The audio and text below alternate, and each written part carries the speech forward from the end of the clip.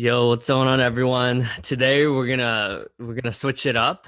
We got one of my boys, Brandon Nye, who's amazing. He's a go-getter. He's a hustler. He's a relationship builder. One of my favorite dudes in the world. We're gonna switch it up, and he's gonna interview me. So, yeah, this should be fun. Brandon apparently has put a lot of thought and preparation into it. So if I put that much amount of preparation and thought into anything, I'm sure I would be crushing as much as he is. But no, excited to do this. Thanks, Brandon. Appreciate you. I hope it comes through, man. So one like little disclosure is two things. One, thanks for the opportunity. Once again, like I just said, I really look at this as an opportunity to give back because you've interviewed 94 people up at this point because this is the 95th podcast, and you've just had so many life lessons, so many different things that you've learned and accumulated over your life, and I think it's almost like absurd that we haven't had a chance to share it with the world yet. And then two, I'm probably not going to give much feedback on your responses, and not because I don't have feedback. It's mostly just because I want the listeners to be able to understand the purity and, really just fully take in your responses and have me not hinder it at all. So dude, if you're ready, let's jump into it. All right, let's do it. Awesome. So the first question, like talking about the podcast, right? Like, what was your initial motive, or what was your intent on starting a podcast in the first place and interviewing all these people? Yeah, that's a great question. That's actually the question that I think about a lot as I, have dedicated hundreds of hours into the podcast, getting guests, kind of reflecting on afterwards, writing blog posts about the lessons from it. I think for me, growing up like financially poor, right? Parents both went to bankruptcy. Like everyone in my family, for the most part, has like gone through bankruptcy and has, living off of government assisted, like, reduced lunch, free lunch programs. Like I guess I saw how I was growing in the scarcity mindset that I had around me, and I was guilty of it as well, right? It wasn't like it was everyone around me, right? Like from my family.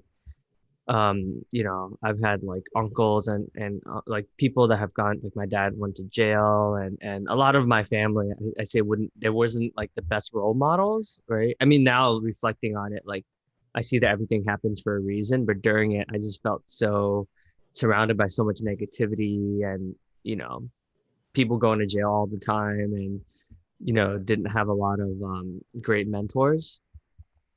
So when I grew up, I was like, I was getting fired from job to job. I was like, I was not doing well. Like I was on academic probation in college, in high school. Like I didn't, I guess like I took like hard classes, like, like your AP and IB and honors classes and stuff like that, but I didn't do well. So my self-worth was very low. So when I went on LinkedIn, I was like, wait a second, I can reach out to people that I listen to their podcast and be able to like learn from them. This is amazing. So what I did was I reached out to people and I wanted to interview. And then first I started interviewing kind of like what you do a lot of times. And then I was like, wait a second, like this conversation could help so many people. And then, just reflecting, looking at the stats the other day, like I've had like thousands and thousands of listeners and thousands of hours of people listening to the content. I'm like, oh my God, that's a lot of people that I've helped. So yeah, for me, I think it was just like growing up and like I didn't have the best mentors. I realized like, wow, like now I live a life where I surround myself with like people like you who are inspiring, and why would I not want to share that with the world? Wow. Okay, that's awesome. And so you've done essentially 94 interviews up to this point. So like just thinking about that, and the variety is very, very large, right? Like the amount of people, it's not like just salespeople or just Asians or just women or whatever the case may be. Yeah. So like with interacting with so many people and throughout this entire journey of podcasts and interviews, what are some of the biggest lessons and takeaways that you've had so far? Yeah, I think the top people, like the most successful people that, whether they W-2 like 800K or not, I think that aside, they definitely are able to reframe or able to frame adversity in a positive way. Like for instance, I before interviewing a lot of people who like Asian Americans, I'd be like, oh, like how many Asian Americans do we know in top revenue producing roles, right? Like whether it's partners or executives or VPs or directors. After speaking with them, I realized that they don't look to their heritage as a disadvantage. They see the positive in everything. So, for instance, when I interviewed a lot of the LinkedIn managers, from sales development managers to relationship managers to account executive managers, they all had shared the same thought process where actually no, being Asian is good. We're better listeners, we're humble, we're not one to brag, like, we have good work ethic. Prior to interviewing them, my story or my frame of reference was always like, oh, we're passive, we're not able to ask for promotions, we're, it, of course, if I have that mentality, it's a self-fulfilling prophecy. So Asians, being Asian is just one of the examples, right? I would speak to African American leaders and um, Latinx leaders, and I noticed that, oh, wow, they're able to frame it in a way, well, actually, we have this close knit community, and yes, there's fewer of us, but when we get together, it's a powerful, it's a beautiful thing. So, anyone that has gone through, and then when I interview people in the mindfulness community, whether it's like yoga teachers or people that have both like a business sense and have a sense peace of mind, because that's something that I'm always like seeking for as well. They're also able to, they had a lot of adversity. So I used to think that I would generalize like, oh, like this white privileged guy probably like had it easy. And then when I interview them, I realized like, oh, actually, no, some of them also come from broken families. So it's inspiring for me to kind of change my worldview and to not generalize things like that. So for me, it's personally helped me. So selfishly, it's helped me out a lot, but in doing so, it's also helped thousands of hours of content. So, hundreds of people have reached out to me saying like, "Hey, like that was really inspiring." And a lot of them are like straight out of college too, or. So for me, that's inspiring to know that I can change the trajectory of someone's life that early on in their career. That's awesome. That's great. And to expand off of that idea of being Asian, right? It's I want to actually transition into something that I think is I wouldn't say it's a strong suit of the Asian culture, and especially the male culture as well, which is vulnerability, right? Like something that you emulate so well. So one of the questions we had was like, first of all, Christina mentioned that she's just seen it evolve over time from knowing you from childhood to now. And Aditya says it's like literally one of his most favorite qualities about you. So how would you say that your sense of vulnerability has evolved over time, whether it was from when you were a kid or when you started college or whatever the case may be until now? Yeah, that's a deep question. I think in general, so I think there's two parts to it. I think Asian culture and a lot of minorities view mental health as like, well, I don't even have time for mental. Like I used to work at a pediatric dentist office, and she worked with like autistic kids. So she was Mm. one of my first like mentors. And she would say like, huh, like we don't have like age, like us, she's old school Asian, right? Like, so not around our age, like Mm. much older. Yep. We don't have time to think about like the past, and we don't have time, like we're just busy making ends meet. Like who has time to reflect on stuff like that, right? And I'm just like, that's interesting, because I think we should all take time to reflect and process some of these like trauma and emotions. But she's like us Asians like don't have time for that. Like just have action, like just do stuff. And I agreed to a certain extent, but I think making time like this, for instance, and just reflecting and sharing gratitude, and also being able to dig deep, like, I know like I've introduced you to the world of Landmark, and we talk all the time about the impact that Landmark has had on both of our lives. And if it wasn't for that call to my dad, to, more for me, like just for me to forgive him. Like I remember I was so angry at him that I was like, I'm not gonna invite him to my wedding, and I got married not too long ago, less than 2 weeks ago, and seeing my dad there, can be triggering too, because like he left us at a young age, but just having everyone, all the family in one place and having like a really close wedding, it's I think it takes vulnerability and it takes like a big man or a big person to forgive someone who, hasn't really been there for most of your life. And um, I guess like in a way, like I don't think the podcast would have happened without him. Because if I had like a normal role model, aka like a lot of people's fathers, I don't think I would be having thousands of conversations with people every day trying to distill like the essence of their success. So prior to these 94 episodes, I was having thousands of conversations, right? I just didn't record them. So I mean, I'm sure you can understand, like you do that. That's what you do for a living, like every day, right? But Yeah. yeah, imagine you see someone on the surface and you being in a client facing role, like you see people that are so confident and so inspiring, and then you interviewing them in the podcast, and then you talk to them and they're like, honestly, like I was scared shitless to do this podcast, and I'm like, what? Mhm. Like that's crazy, you're crushing it.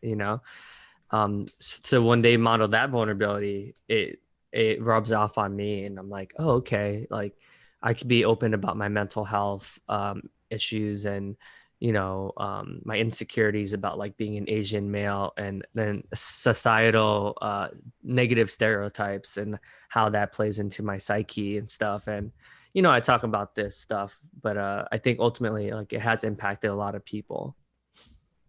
Awesome. And to expand off of that too, one thing that by conversing with a lot of people that you've been able to impact and connect with, etc. Hmm.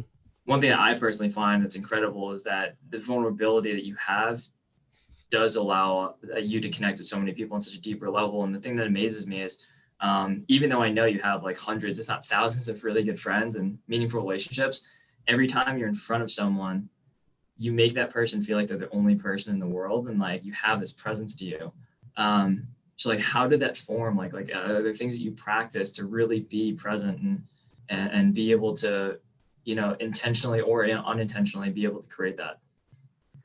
Yeah, that's a good question. And I think the coolest lesson that I've learned throughout my life is just like you get whatever you put out in the world, like comes back to you, right? So I also would say like I think that's why we're so close, because I feel the same about you, where you're obviously like a go-getter, you're ambitious, so you have the visionary aspects, but then you also have the execution part too. Because I think there's a lot of visionaries out there, and there's like executioners, like get stuff done, but it's very rare to have both. And I think both of us like share that quality.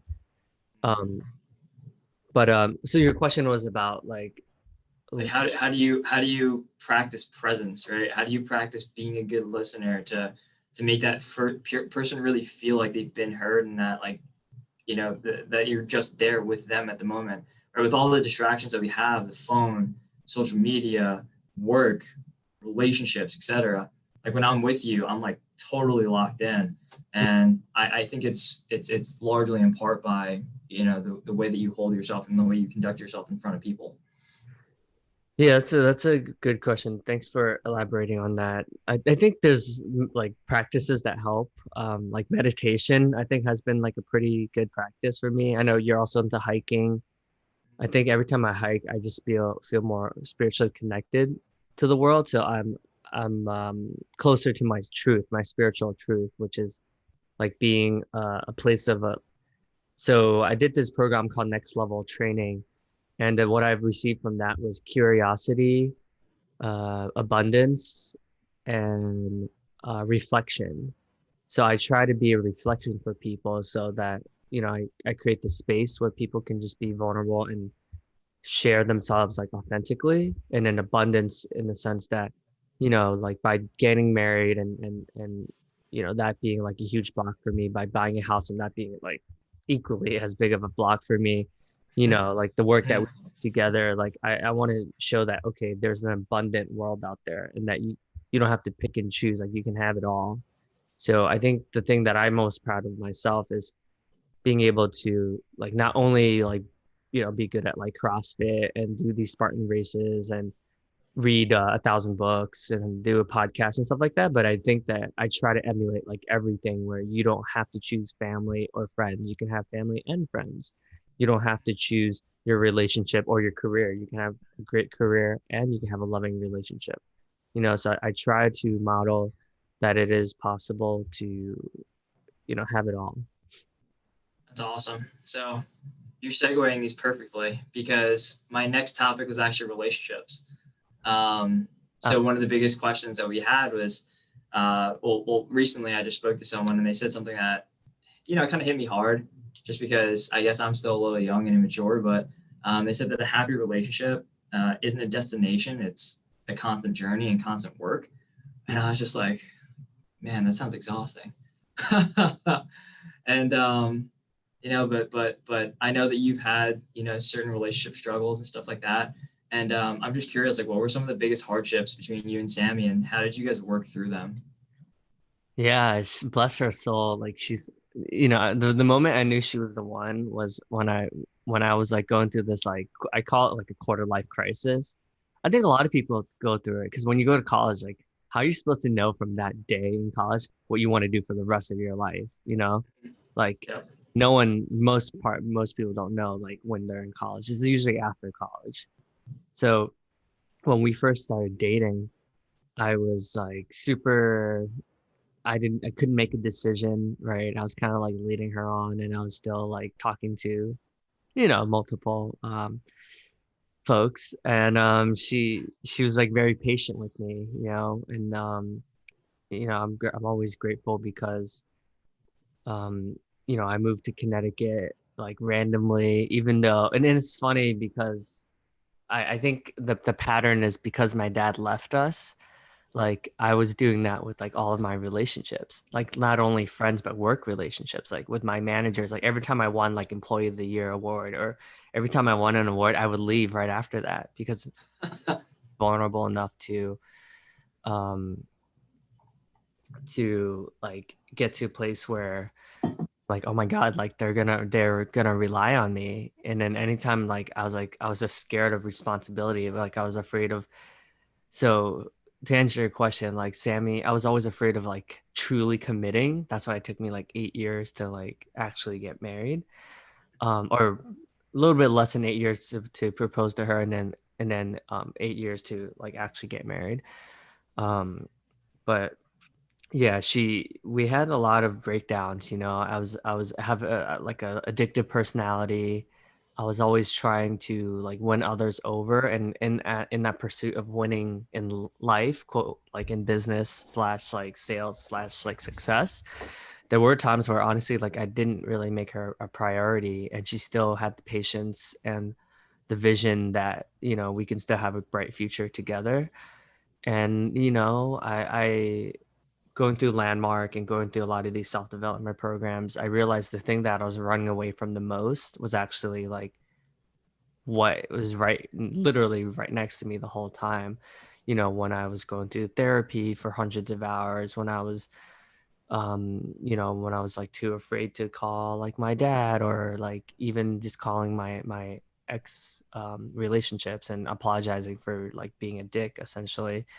She still stuck with me, even when I was like lost and I was like spending like thousands of dollars on self-development. Like she was just like, all right, like, I still see like the goodness and the pureness in his heart, despite like him not really making me like a priority time wise. Like, I would say, it's also good to have self-compassion for myself that like I'm not perfect, and like Mm. that's just life. Like we go through like dips and lulls. Man, we got to interview Sammy. Yeah, it's funny, we're so opposites. Like I love what I love like public speaking and I've been doing like a lot of these Yeah. every week. She doesn't like she's like the opposite. I'm always like, "Oh, can I record this?" Because like she says like the cutest things sometimes that are like so And then she's like, no, like I'll kill you if you ever like try to. That's awesome. Well, dude, now that you are married, good question that someone else had. I think it was Edwin. Was what does it mean to be a good partner or a good husband to you? Yeah, Edwin's awesome. He sends me like memes and stuff about relationship stuff every morning, like a lot of times, and I respect Yep. him a lot. But yeah, Edwin's like one of my best friends. Like he's someone I look up to a lot, like similar to you, you know. Um, but yeah, I think like and it's cool because a lot of my coaching clients are going through this right now. And I actually received a lot of clients from, ironically, their partners referring me. So I'm That's like, awesome. yeah, it's it. So for me, like that's like a really cool thing. But yeah, to me, being a partner is like not wanting to like change the other person and just accepting them for who they are, because I think we all have like a question I often ask my clients and people are, what was it about that, your partner that initially drew you to them? Like, why did you like fall for them initially, right? Because I think people lose touch of that. And I think to your question about like it's a process, it's an ongoing process. It's never like, the end. It's about the journey. I think it's except like for instance, like with Sammy, right? Like every time there's so many things that like literally melts my heart. Like I cry like a lot when I think about how beautiful she is. Like just because we'll watch like a corny like commercial, like how there's like a lot of these corny commercials that's like sentimental and stuff. Yeah. Go It's cry. all the dog commercials. Yeah, yeah, a lot of them. But even it doesn't even have to be a dog. It could be like any animal. She'll just Yeah. cry, and I think it's like her like innocent, pure heart. Like it, I think like I mean, yeah, this question it's hard to answer because I think there's like so many components to it. I think there needs to be like a counterbalance. Like I think the best relationships that I've seen, like there's like a yin and a yang. Like I'm the go-getter, I'm the one that's like visionary, like have so many companies, I'm releasing this many books, like I'm finishing 1,000 books by this date. But she's definitely more of the, it's like, hey babe, like let's just watch like Queen's Gambit and binge on Netflix all day. I'm like, okay. So but you need that sometimes, like if I dated someone else like me, like we would drive each other crazy probably, like we wouldn't even have time for each other. So I think if I can distill it into like three words, I would say like acceptance. I would say like validating the other person's like experience, like not making them wrong, like not. Mm. Yeah, I think that's a huge one because I think we always like think we're like smarter than our partners, but in reality, everyone's entitled to their own. And when you truly accept their experience, that's when they feel heard, and then that's when there's space to grow and there's space to when you don't have expectations, it leads for like a better marriage, better relationship. And then lastly, I would say just like laughing, like laughing together, like smiling. Like if you can intentionally make them laugh like every day, like I think that's always gonna be a great relationship. Love that. Love that. Um, okay, awesome. So now let's change it up a bit. Let's go into something a little bit more fun. Mhm. So you are a hustler, like the definition of it. And Jenny told me that you've been working since you were like 14. You've just always been a hustler, right? Always a go-getter. That's true. So tell me about like some of your early experiences. Like where did this fire come from? And like what are some of your craziest work stories, like when you were young or throughout the experience of like working dozens of jobs? Yeah, this is a great question. I love it. I think one of the crazy, and Jenny is right. Like I was always hustling like at an early age. Like like even to pay for college, like I worked three jobs like while going to school full time. What were they? Um, so I worked at like in DNA, and this is funny because this really kind of explains me in a nutshell. I worked at a DNA lab. Okay. I did door-to-door sales, selling like Verizon FiOS and Cutco knives. And then I worked at a pediatric dentist's office as a dental assistant. So yeah, so some of the crazy stories was like I remember like going into work and Dr. Chow would like it'd be like a Saturday morning, early morning, and she'd be like, "Let me guess, like you're hungover, you partied last night, right?" And I'm like, "What do you mean? Like, how do you know?" She's like, "I'm not dumb. Like, I went to Ohio State University. Like, I know what you could." Yeah. And I was just like, "Oh, okay." But it was cool because this is like who I am, right? Eight of my fraternity brothers have worked at that dentist office to like since then, right? So Yeah. there were like funny stories. Like I remember like I was so into working sometimes that I actually like actually like sometimes I would skip classes just to go to work, which like is it's mind blowing, right? But funny thing is like that I got let go because of that because they're like because they saw my class schedule and they saw me clock in. They're like, this Yeah. makes sense. So it was even hard to like justify that, right? But I think yeah, I have like a lot of like fun stories, but I think like I worked at like Quiznos. I worked at because the Quiznos I think was like my first legit like real job like and then Mhm.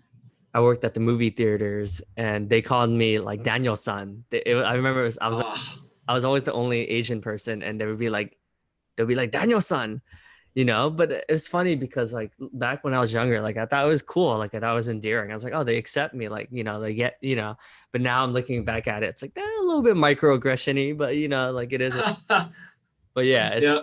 funny. Like, but yeah, I have plenty of stories. Like like I got let go from like Village Office Supply, and that was like my first inside sales job where I was just calling corporations and just hustling, but I was not ready then. Like I it was so bad that my VP of sales bought me an alarm clock because that's how like I showed up late to like the Wednesday morning like stand-ups. Like I've come a long way, let's just say that.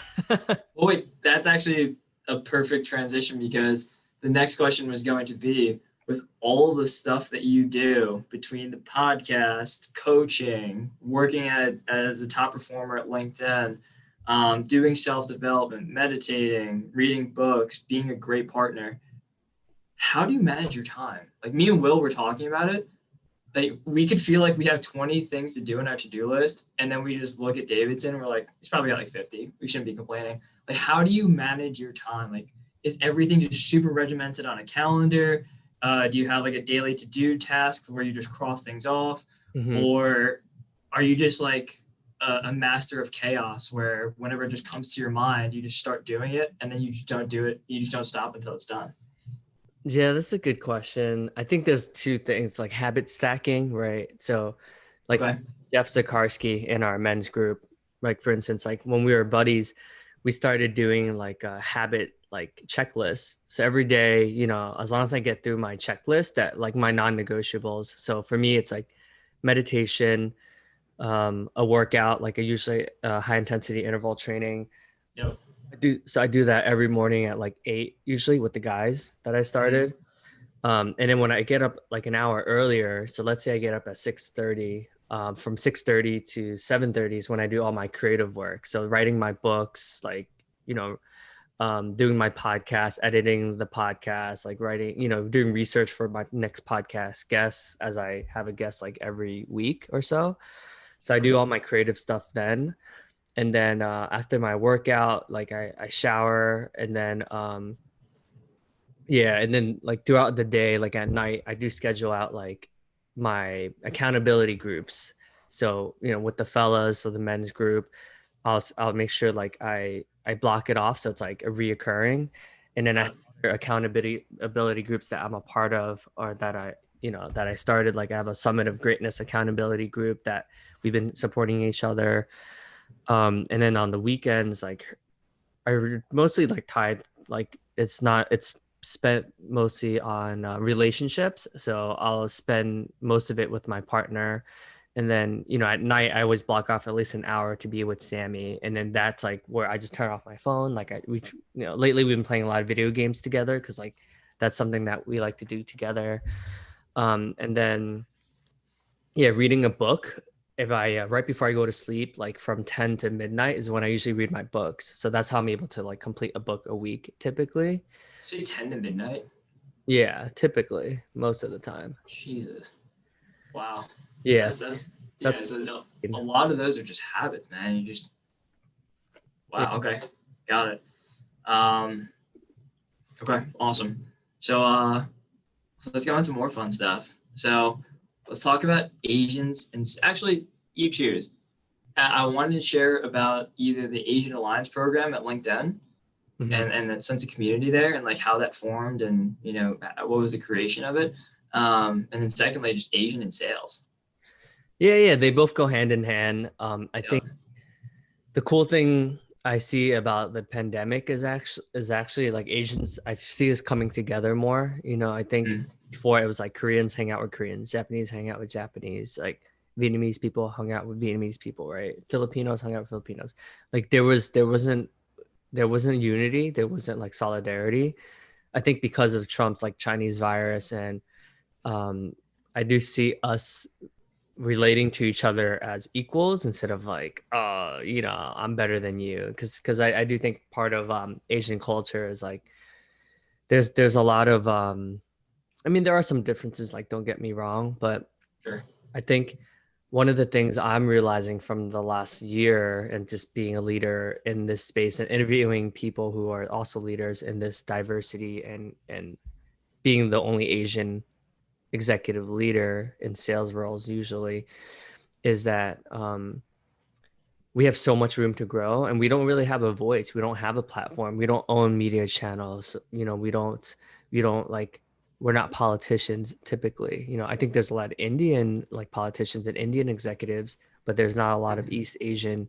I think the South Asians are doing a much better job at having a seat at the business table. And that's something I'm so passionate about that I honestly spend every day thinking about it. So how can I advance us as a whole, whether it's through my YouTube channel, my writing books, my interviews, my LinkedIn articles, like my blog, like there's some way that I try to advance us as a whole. And I used to lose sleep about it because I was just like, oh man, I'm not doing enough. But then I realized like I'm doing my part, and take it like one day at a time. But Mm. I don't know if that answered your question. Yeah, it was just I was curious as to how it formed, and like you saw some sort of need, and you saw some sort of not problem, but something that you wanted to change up a little bit. So I was just curious. So tell me about Asians in sales. What are your thoughts there? Oh yeah, yeah, yeah. So it was funny because this is like a hilarious story that I told a bunch of people. But I remember like the first day I tried it, I came in as an individual contributor, and luckily like I tried it, like we all make good money, so you meet a lot of like very ambitious people. But one of the leaders, the EVP or the national VP of sales, his name is Paul Park. He's Korean. I reached Mm-hmm. out to him literally on my first day of work, and I was like, I want to get to know you. I call it like Brandon Nye. So I reached out to him and I was like, dude, you're amazing. Like you're such a great public speaker. Like I look up to you. Like, and then he took me under his wing and he would like when he flew into New York City, he's from the Bay Area.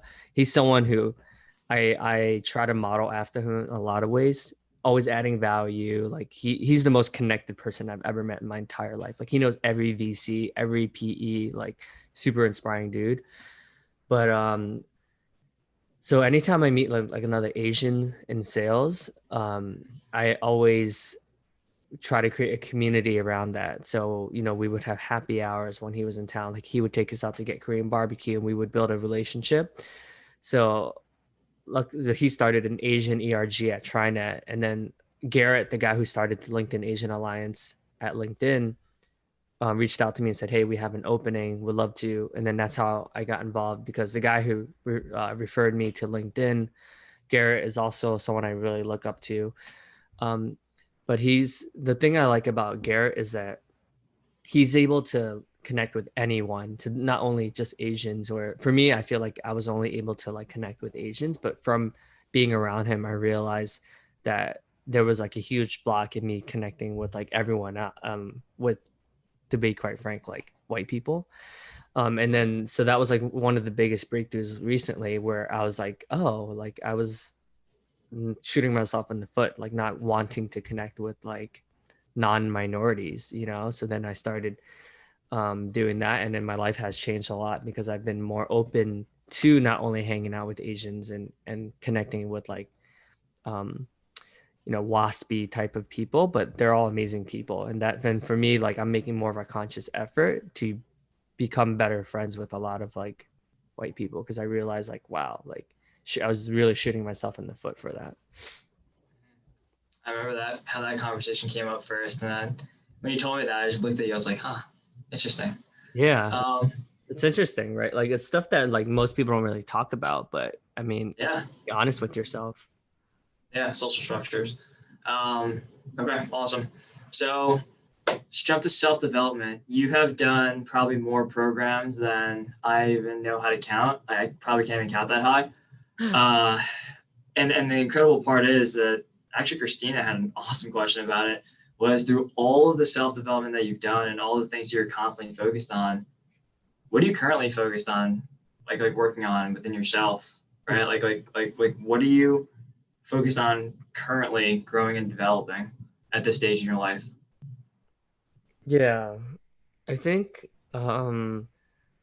like starting a family, right? I think that's why I've been laser focused on being the number one rep and being president's club. Like Mm, hitting 400% of my Q1, like that's cool and all, but if I can't do it sustainably over time, then that doesn't matter. So the goal is just to like crush my numbers, be able to not only, obviously pay off this mortgage in less than 30 years, right? Because of the, yeah. the interest rates and stuff like that, but buy a second home in Manhattan, right? And then buy eventually like a waterside property.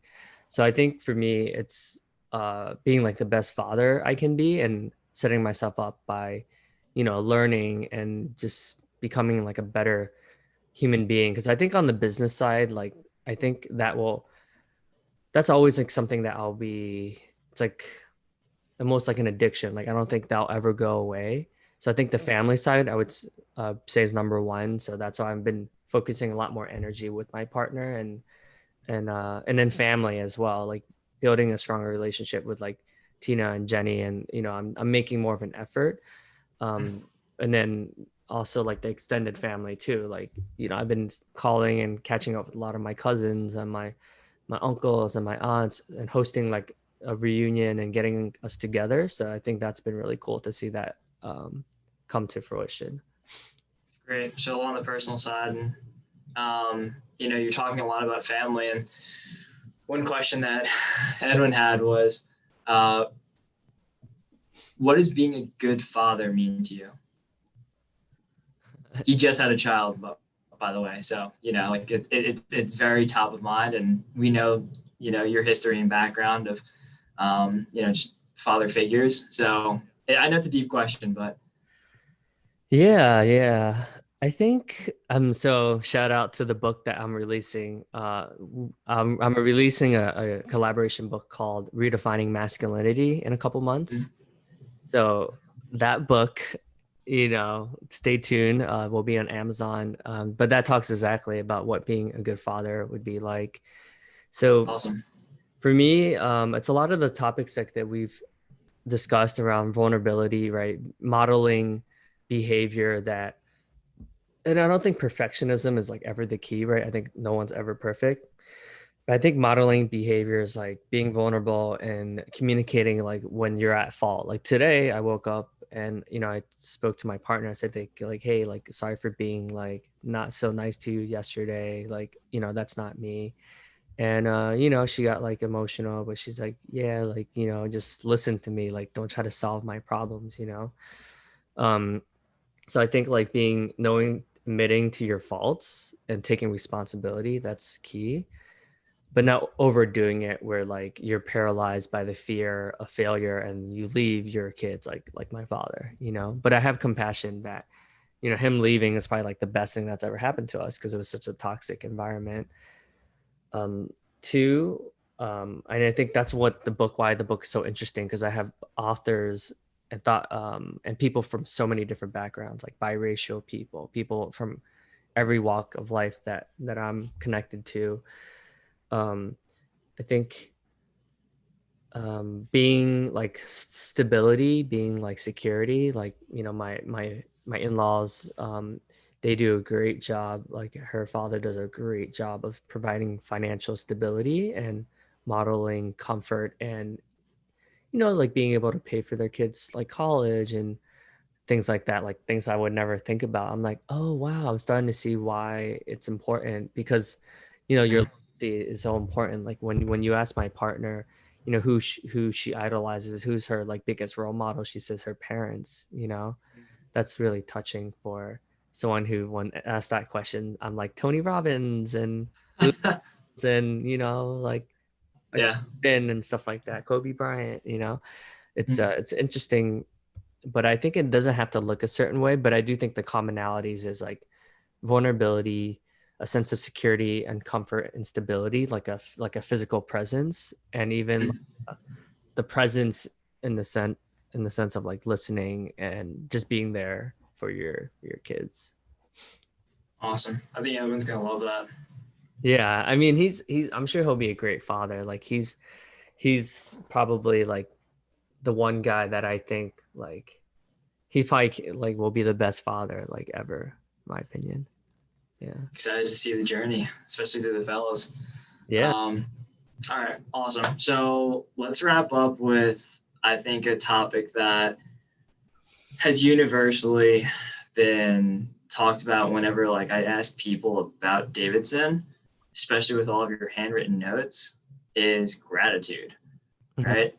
Um, so like how does gratitude play into your day-to-day life? Like, are there certain practices that you have? Yeah. Um, uh, how does it change your worldly perspective? Mhm.